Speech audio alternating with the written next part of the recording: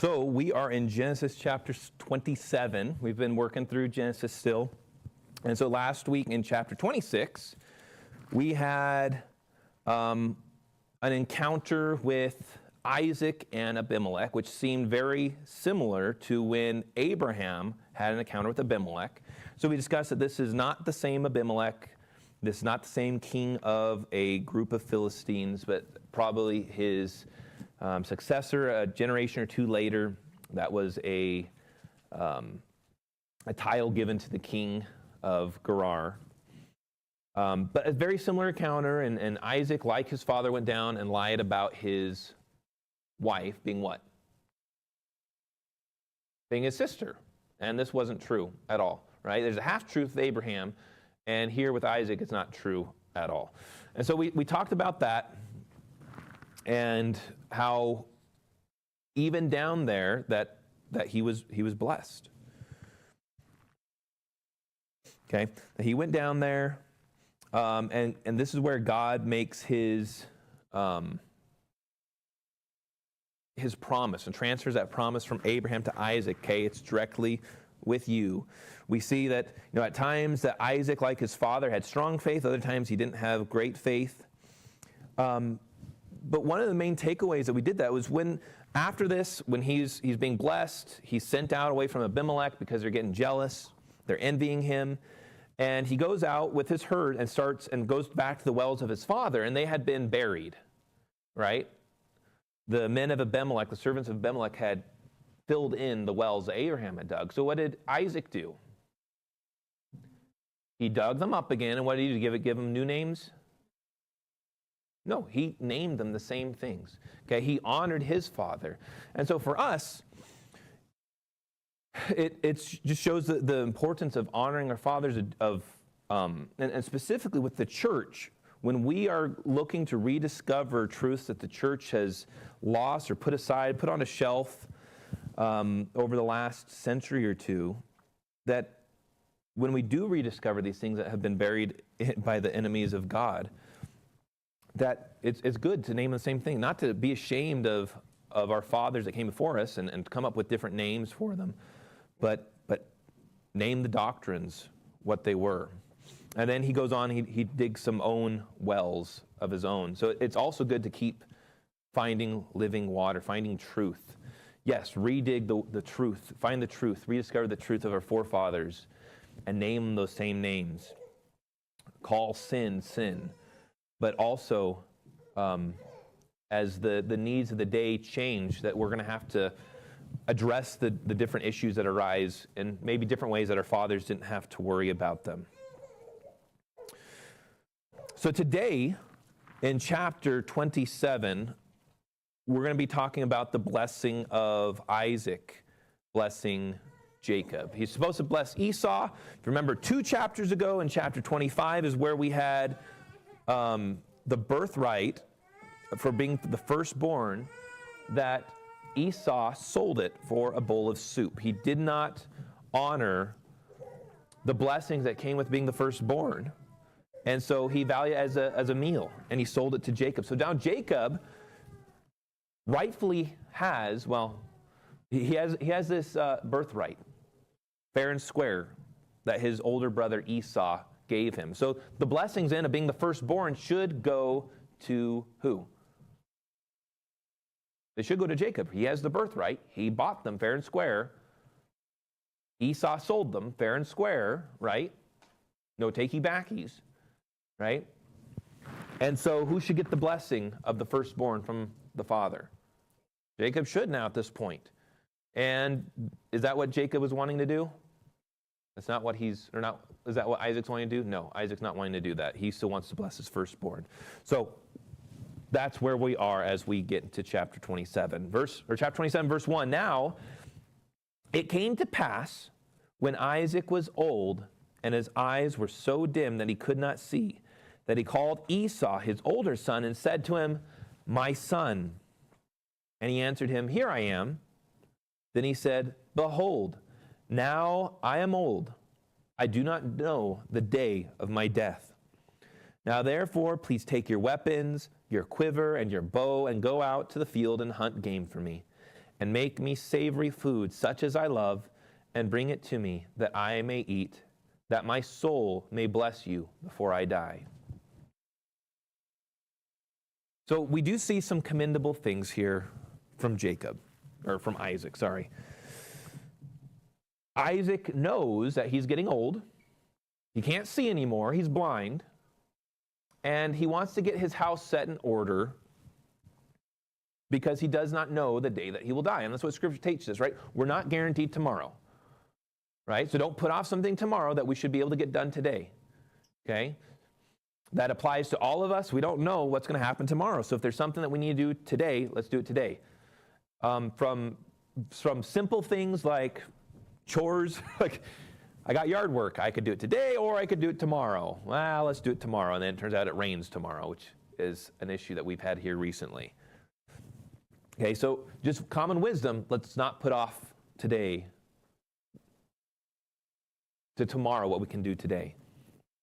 But more seriously and more valuable, when something like telling your family that you love them, because we don't know what tomorrow's going to bring, right? From some of the tragedies like with Charlie Kirk that we had a month and a half ago or so, right?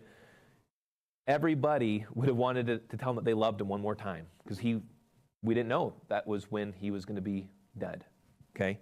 And with our family members, we don't know. So if we love somebody, tell them that you love them. I love you guys, right? Tell your children, tell your spouse that you love them. Tell your parents that you love them, okay? Tell your friends that you appreciate that friendship, that you value it, because we don't know what's going to happen. We don't know when we're going to die.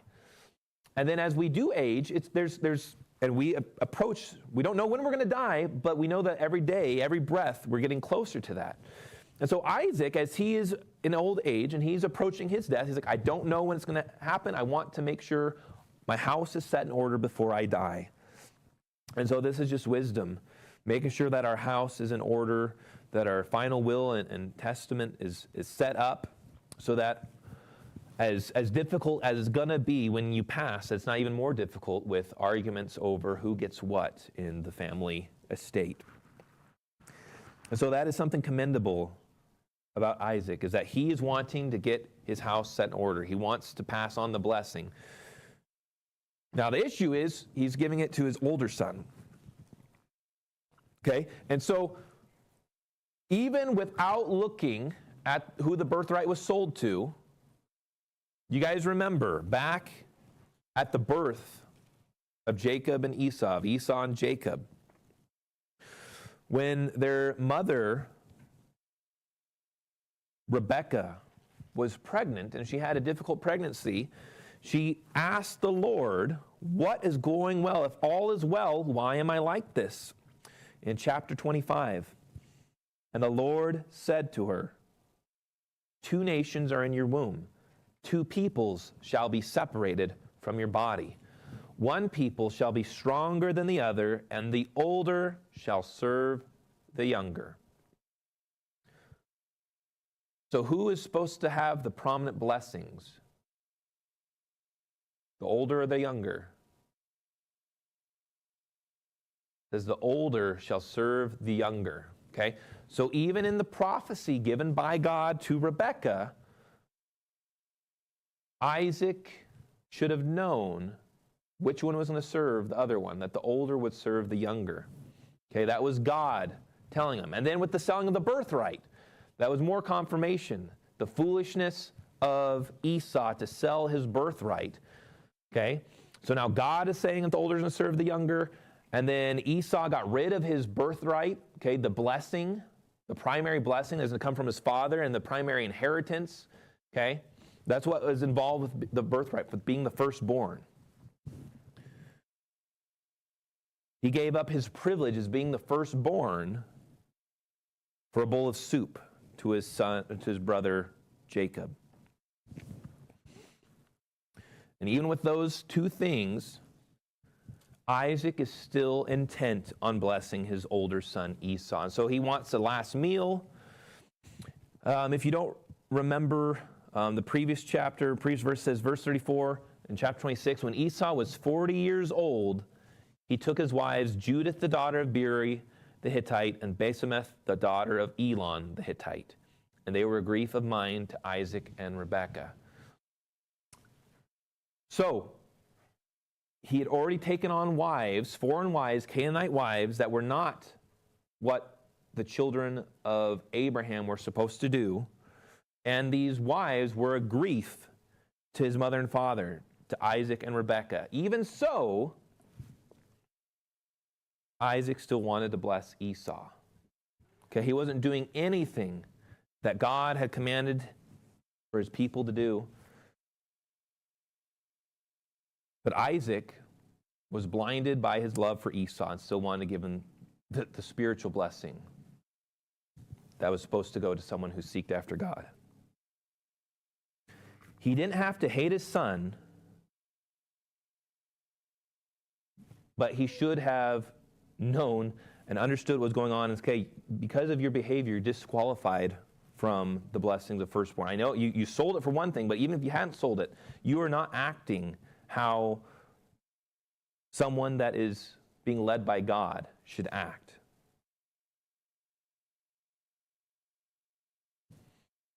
Verse 5, now Rebekah was listening when Isaac spoke to Esau his son, and Esau went to the field to hunt game and to bring it.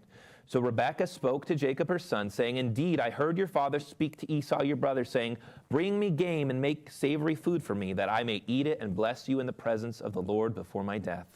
Now therefore, my son, obey my voice according to what I command you. Go now to the flock and bring me from there 2 choice kids of the goats, and I will make savory food from them for your father, such as he loves. Then you shall make it to your father, that he may eat it, and that he may bless you before his death. And Jacob said to Rebekah his mother, look, Esau my brother is a hairy man, and I am a smooth-skinned man. Perhaps my father will feel me, and I shall seem to be a deceiver to him, and I shall bring a curse on myself and not a blessing. But his mother said to him, let your curse be on me, my son. Only obey my voice and go. Get them for me. And he went and got them and brought them to his mother. And his mother made savory food, such as his father loved. Then Rebekah took the choice clothes of her elder son Esau, which were with her in the house, and put them on Jacob, her younger son. And she put the skins of the kids of the goats on his hands and on the smooth part of his neck. Then she gave the savory food and the bread which she had prepared into the hand of her son Jacob. So Rebekah, the wife of Isaac, mother of Esau and Jacob, hears the plan that her husband is going to do, still to bless their older son Esau. Despite what the Lord had told her, despite the selling of his birthright to Jacob, he's still going to go through and give the firstborn blessing, the primary blessing to Esau. So Rebekah has a plan. She calls her son Jacob and says, you're going to do a lamb. I will make food how your father loves, and you're going to go in and say that you're Esau. How does Jacob feel about this? Do you think that's a good idea? Is he all gung-ho for it? No, he's like, what if he finds me out? I'm not hairy like my older brother. I'm not a man of hunting like my older brother. There's a lot of things. I don't sound like my older brother, right? We're different. What if father finds out and he curses me instead of blesses me? Do you think you guys, if you have a older brother or sister or another one, you could disguise yourself and confuse your parents? You guys think you can confuse your parents?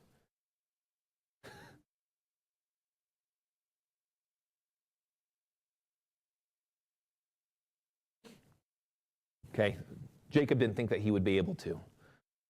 But Rebekah, his mom, said, no, you can do it. I will put hair on your arms. I'll make the food taste just like he likes it, like Esau is going to do when he gets back from hunting. It'll taste like that, his favorite game. Put hair on your neck so you'll feel your neck and it'll be hairy too. I'll even put his clothes on you so you'll smell like your brother Esau. And said that if there is a curse, if your father does find you out, his curse, let it be on me, my son. Okay, is what Rebekah doing good or bad? Why is it bad?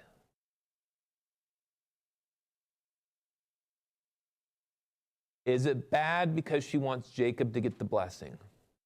No. God said Jacob was going to get the blessing. Esau said Jacob was going to get the blessing when he sold the birthright, right? So Isaac should have known better. Esau should have known better, right? Both of those men knew what was right, and they're both going to go, no, I'll get the blessing. Yeah, I'll give you the blessing. Though that's not what God wanted. Rebekah, his wife, Isaac's wife, knew, okay? And so she was right. She was just in not wanting Esau to get the blessing. That's not what God had told her, and that's not what Esau had told everybody by selling his birthright to Jacob. Okay, that was not the right thing to happen. So she was just in that. She was right in that. But where is she going wrong? She is going wrong when she wants to deceive her own husband. We talked about last week with Abimelech. How did Abimelech find out that Rebekah was not Isaac's sister?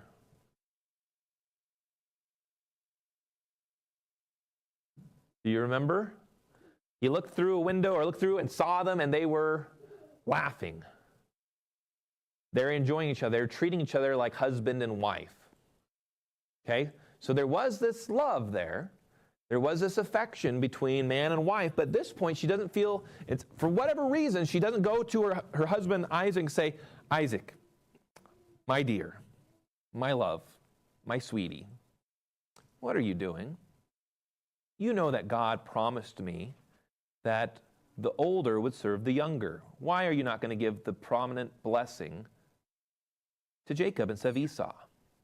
Also, sweetie, you remember how Esau, our son that we both love, how he was rash, how he doesn't plan ahead, he doesn't think for the future, that he sold his birthright when he came in hungry from hunting to our other son, our younger son, Jacob. You remember that, don't you?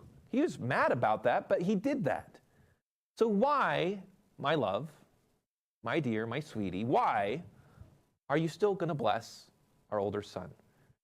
He has these women as his wives that they drive us crazy.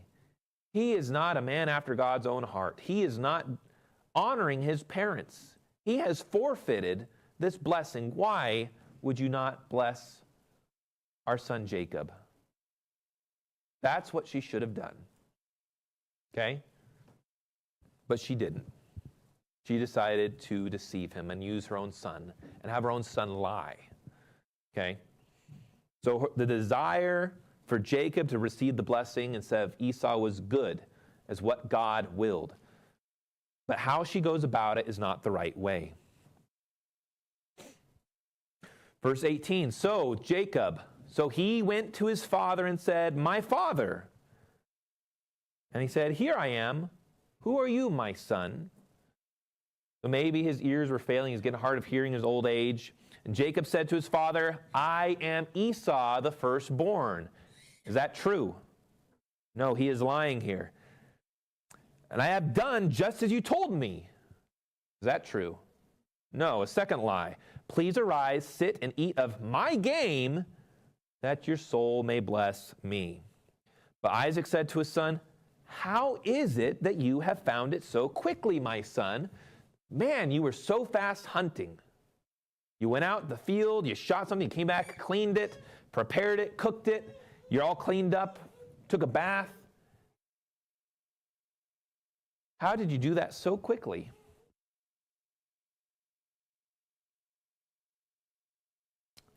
And Jacob says, because the Lord your God brought it to me. So now he's bringing God into his lie. Okay?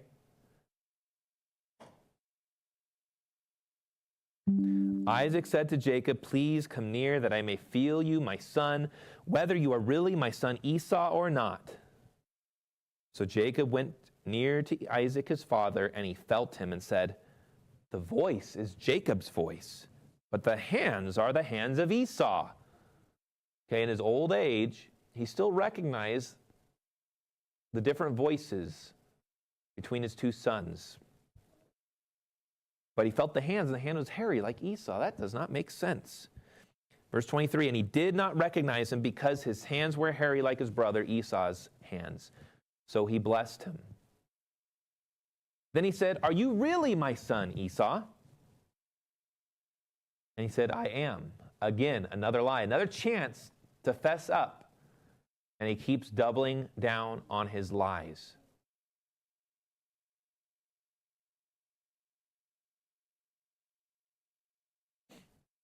He said, bring it near to me, and I will eat of my son's game, so that my soul may bless you.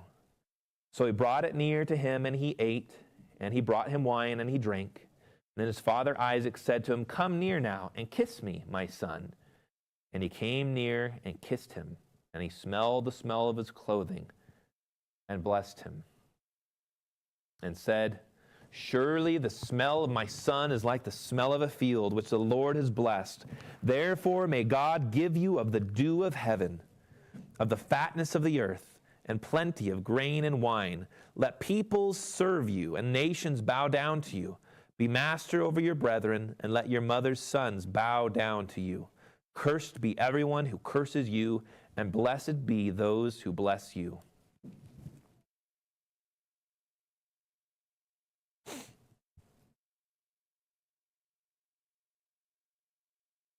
So again, he is deceived, and he gives him the blessing. And what's interesting in the blessing is that the blessing, okay, even if he was going to say, okay, I know that God said what he said, that the older shall serve the younger, okay, I believe it, but I'm still going to give a blessing to my son. It doesn't contradict. I'm still going to give him a blessing because he's the firstborn. I know that he gave his birthright away, and so, okay, maybe that means that just, okay, the inheritance isn't going to go to him, but I'm still going to give him the blessing that is owed to the firstborn, my son.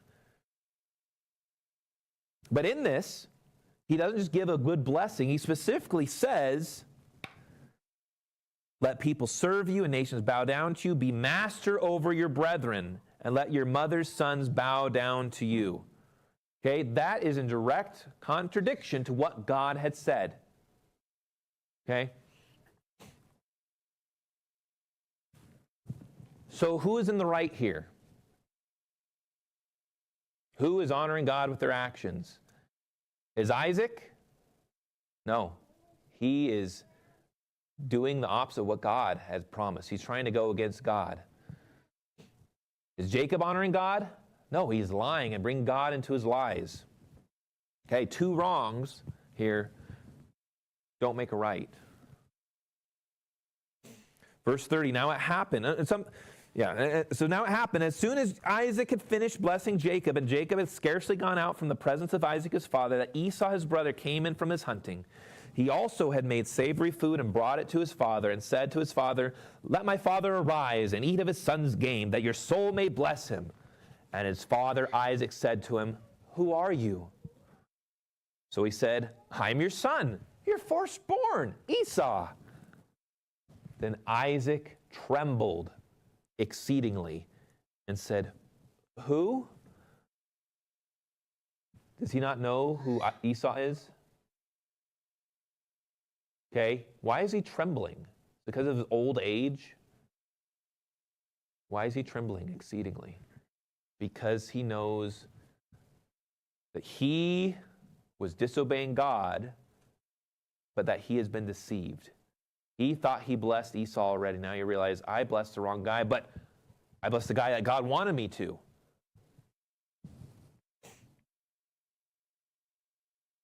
Who? Where is the one who hunted game and brought it to me? I ate all of it before you came, and I have blessed him, and indeed he shall be blessed. Okay, here we have the first indication in this chapter of Isaac doing the will of God. He could say, okay, I'm going to undo your blessing, okay? I made a mistake, they deceived me. He's like, no, the prophecy, that's what God said. I blessed the person, not who I intended, but who God intended. and indeed he shall be blessed. When Esau heard the word of his father, he cried with an exceedingly great and bitter cry and said to his father, "Bless me, me also, oh my father." But he said, "Your brother came with deceit and has taken away your blessing." And Esau said, "Is he not rightly named Jacob? For he has supplanted me these 2 times. He took away my birthright, and now look, he has taken away my blessing." And he said, "Have you not reserved a blessing for me?" Then Isaac answered and said to Esau, "Indeed, I have made him your master, and all his brethren I have given to him as servants. With grain and wine I have sustained him. What shall I do now for you, my son?" And Esau said to his father, "Have you only one blessing, my father? Bless me, me also, oh my father." And Esau lifted up his voice and he wept.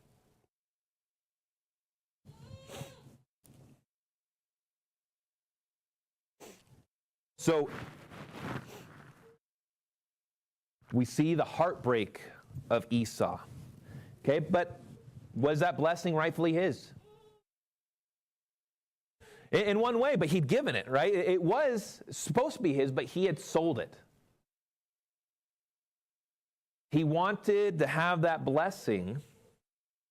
He wanted to have that favor with God without doing any of the things and giving it away.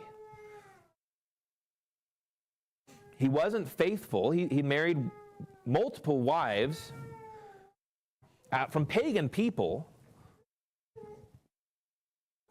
He did not actually esteem the birthright since he sold it for a bowl of soup.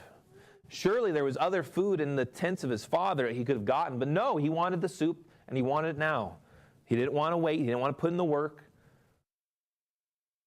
He wanted that soup and he wanted it now, and he sold his birthright. That's how much it was worth to him for a quick meal. But now he's upset. He wants the blessing. There's going to be many people, as Jesus said, that there's going to be many on the day when they see God, when they see the Master, and say, "Lord, Lord, did we not do these things?" They're going to actually have stuff to do. Like, we preached the gospel, we went to church, we did all these things. We gave to the poor. And you say, "Depart from me, you workers of lawlessness, I never knew you." And there's going to be weeping and gnashing of teeth. Okay? A lot of times we think that's sadness. That weeping and gnashing of teeth. But that weeping and gnashing of teeth is what is happening to Esau. He's angry, he's so mad, he's grinding his teeth together, that gnashing of teeth. He's angry. He hates his brother Jacob. He hates his father for giving the blessing away and not giving him a blessing. Okay? There's going to be those on that day who are going to hate God, who are going to hate Jesus, because even though they didn't do the things that God required of them, they think that they are still owed paradise. And so their hell is going to be full of them being angry and weeping and gnashing teeth and being so mad at God for not giving them what they think that they have deserved.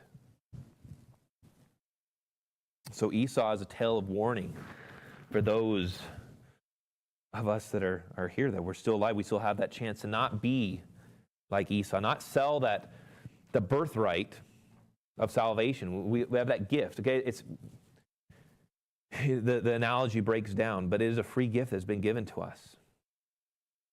Do we esteem that? Do we value it? Or do we give it away because it's easier to have a life now full of pleasure?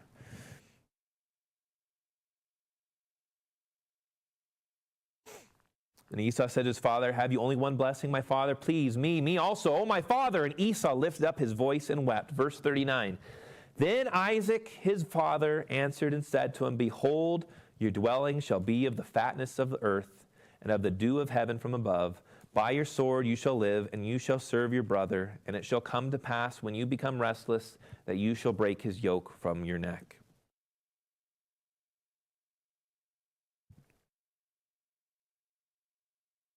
It's interesting, in the Septuagint, these verses read a little bit differently. Something along the lines of, behold, your dwelling shall be away from the fatness of the earth and away from the dew of heaven from above. Makes that curse or that secondary blessing seem less good. Okay? Where Jacob has this blessing. Okay, it says, may God give you of the dew of the heaven, of the fatness of the earth, and plenty of grain and wine. It says, behold, your dwelling is going to be away from the fatness of the earth. To be away from the dew of the heaven. You're not going to have those blessings. The fruit of the earth is not going to be as blessings to you as much as to your brother. You're going to be away from that. Verse 40, by your sword you shall live. What does Jesus say about that? If you live by the sword, die by the sword. So there's going to be a lot of conflict in the life of Esau and his descendants. And you shall serve your brother, which was what God at first prophesied back when they're still in their mother's womb. You shall serve your brother, and it shall come to pass when you become restless that you shall break his yoke from your neck. So even though you're going to serve your brother, at some point, you're going to break that yoke, you're going to become restless, and you're going to be violent towards your own brother. And this is looking to the future, to the descendants of both Jacob and Esau. And as we know, who did the descendants of Jacob? What name did they take on? Israel. Okay, the Israelites came from Jacob. Jacob will later have his name changed to Israel. And who were the descendants of Esau? Not the Canaanites. Canaanites are already there. Edomites. Okay, and the Edomites are going to have some run-ins with the children of Israel later on. Okay, so yes, that's going to be in the future. That's going to happen. There's going to be this discontentment, this violence. Verse 41, so Esau hated Jacob because of the blessing with which his father blessed him. And Esau said in his heart, the days of mourning for my father at hand, then I will kill my brother Jacob. My father's going to die soon. He's old. I'm not going to do anything until after he dies. But when my father dies and he's buried, I'm going to kill Jacob. And the words of Esau, her older son, were told to Rebekah. So she sent and called Jacob, her younger son, and said to him, surely your brother Esau comforts himself concerning you by intending to kill you. Now therefore, my son, obey my voice. Arise, flee to my brother Laban in Haran, and stay with him a few days until your brother's fury turns away, until your brother's anger turns away from you, and he forgets what you have done to him. Then I will send and bring you from there. Why should I be bereaved also of you both in one day? And Rebekah said to Isaac, I am weary of my life because of the daughters of Heth. If Jacob takes a wife of the daughters of Heth like these who are the daughters of the land, what good will my life be to me? So Esau is extremely angry, so much so that he wants to murder his own little brother. I'm sure you guys have been angry with your little brother or sister. Can you imagine being so angry you want to murder them? You want to kill them? Okay. Just being angry at them, that's a seed. You know what happens if you let that seed grow? That seed of anger, of hatred grow, it becomes murder. Okay, that's what the Bible teaches. Hatred and anger is murder in seed form. So that's why it's good to repent of that anger and hatred before it's allowed to grow into something where you start punching or you want to murder your sibling.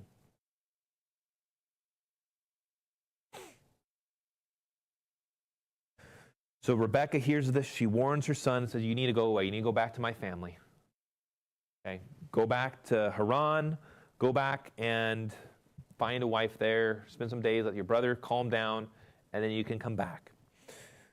And she goes to her husband and says, okay, I'm weary of my life because of the daughters of Heth. Jacob takes a wife of the daughters like Esau's wives, and what's the point of my life? Okay, what's the point of me raising up my sons if they just marry these horrible women? What she's saying. Okay, you know what's sad about this? So there's no indication here that Rebekah is found out as the one being deceiving, right? Even though Jacob does not take the blessing, or Isaac does not take the blessing back away from Jacob, right? He said, no, I blessed him, but he deceived me. There's no indication that anyone knows that Rebekah was the one that instigated this deception. Okay? So even though she said, let the curse be upon me, okay, curse is a lack of love, curse is a lack of blessing. Who was Esau cursing? Jacob, not his mom, right? So the curse, you can't control, you can't take on someone's curse.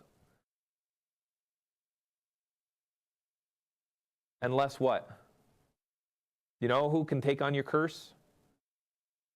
Jesus. Okay? Rebekah has her own curse that she's going to bear. She cannot bear another curse. You know what the curse that she bears, what's going to happen? You know that when her son goes away, that she will never see him again? She will never see Jacob again, and she will die? Isaac's still going to live. He's going to outlive his wife, and he'll see Jacob return with his children. Okay, he'll get to see his grandchildren from Jacob in the future. But Rebekah doesn't. She's going to die, and she's not going to ever see her son again. That's the curse that she gets to bear. Okay, instead of going to her husband and saying, no, don't do this wickedness, bless Jacob, who God wants you to bless. She helped him deceive, and she died for her own curse, right? She died for her own sin. She couldn't take the curse of her son Jacob. But Jesus can, okay? So we have this beautiful picture. Even though she says, yes, I will take your curse for you, she can't. Okay? I can't take your curse. Okay? You can't take my curse. You can't take anyone else's curse. The only curse that you can take is your own. But Jesus can take your curse. Okay, you know what curse that you deserve? You deserve hell and death. You deserve, for your sin, you deserve the wrath of God. But that's what Jesus did. He took on your curse on that cross. Your hell that you deserve, okay, the death, the spiritual death, God turning his face away and giving only, not causing his face to shine upon, okay, only having darkness. Jesus took that for us on that cross, for everyone who would believe. So when we see Rebekah saying, I'll take your curse, only Jesus can take our curse. So in the next chapter, we'll see Jacob go away. So he has that blessing. Esau still has a blessing. He still is a descendant of Abraham. The Edomites will still be blessed, but not as blessed as Jacob. They're not going to be the chosen people that God uses to bring about the Messiah.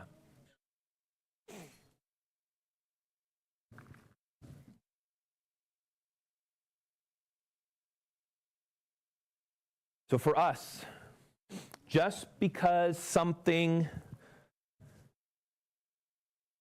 is happening that ought not to be, okay? Just because someone else is getting the blessing that should come to us, okay? If we're in Jacob's position and God has said we're supposed to get this blessing, you bought outright the blessing, the birthright from your brother, yet your father and brother are still intent on it not going to you, okay? That's not an excuse to lie, to deceive.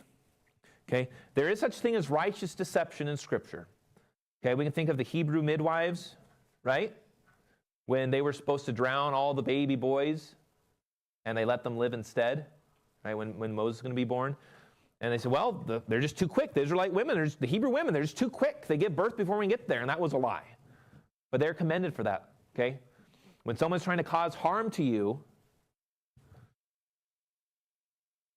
okay, or cause harm, and you're saying, well, I don't know where they are, and you do know where they are when they're trying to cause harm, that's okay, okay? Or like later in after the Exodus and the conquest of Canaan, remember Rahab?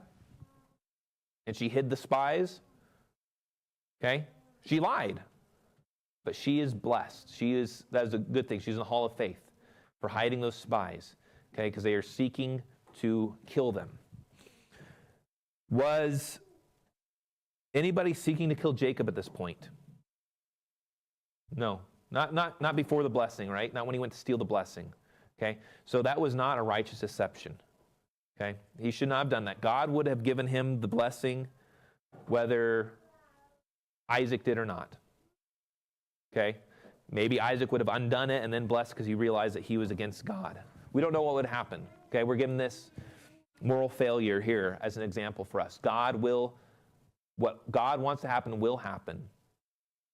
Okay, he's sovereign over these things, but that is not an excuse for us to act sinfully. And if we're not sure, okay, is this righteous deception? It's better to not lie than to hope that what we're doing is righteous deception, to not violate our conscience in that. It's better not to have a violated conscience. We can see that he violated his conscience, right? He even told his mom, well, what if I get cursed? What if I'm going to get caught? There's no way this will work. And she soothed his conscience and had him lie. He should have listened to his conscience. Okay, so that's a takeaway for us in this. As we look and see that, okay, Jesus can take away our sin. He's the one that can take away our curse. We also see that having a good outcome, that the ends don't justify the means matter, how we behave. Okay, that we want to honor and keep the law of God in our lives and not just getting to the end and, hey, we're here. Because the means do matter. We don't want to be like Esau on that day to mix these analogies and, Lord, Lord, we've done all these things for you. And Jesus will say, depart from me, you worker of iniquity. I never knew you.